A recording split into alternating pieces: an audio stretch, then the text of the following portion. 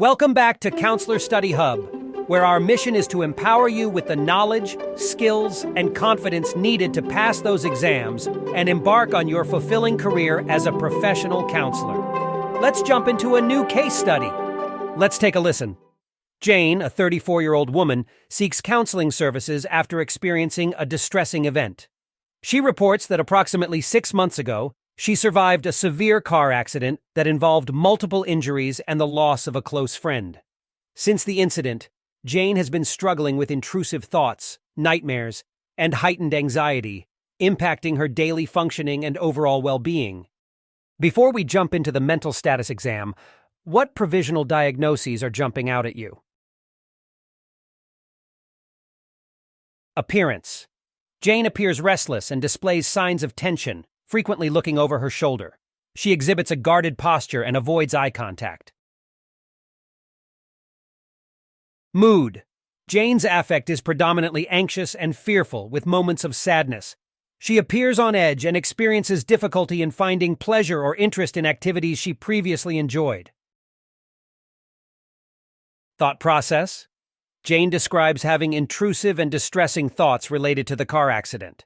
She reports experiencing vivid flashbacks during both waking hours and in nightmares, which significantly distress her. Perception. Jane exhibits hypervigilance, scanning her environment for potential threats. She mentions occasional experiences of perceptual distortions during moments of high anxiety. Cognition. Jane demonstrates difficulties in concentrating and has frequent memory lapses related to the traumatic event. She describes having negative beliefs about herself and the world, expressing feelings of survivor's guilt. Speech. Jane's speech is generally coherent and goal-directed. However, she occasionally experiences difficulty finding the right words when discussing distressing aspects of the traumatic event. Insight and judgment. Jane demonstrates some insight into her symptoms, acknowledging the impact they have on her daily life. However, her judgment appears influenced by anxiety and avoidance behaviors related to trauma reminders.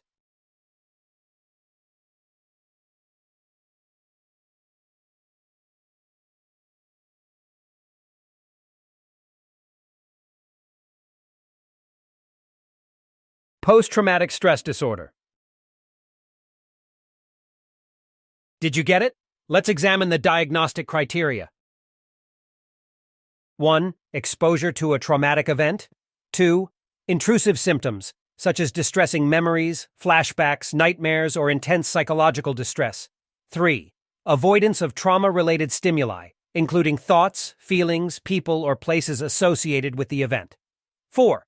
Negative alterations in cognition and mood, leading to feelings of detachment, negative self-perception, or inability to experience positive emotions. 5. Marked alterations in arousal and reactivity, such as irritability, hypervigilance, exaggerated startle response, or sleep disturbances. 6. Duration of symptoms for more than 1 month. 7.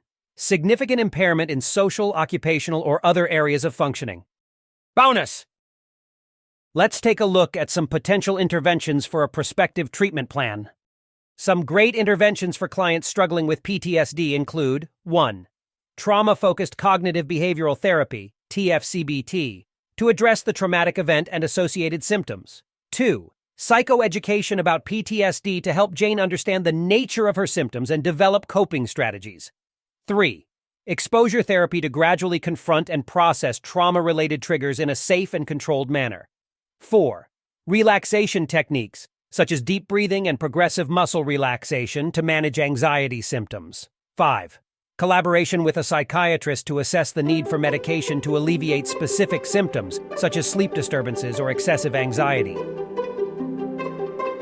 Great job today!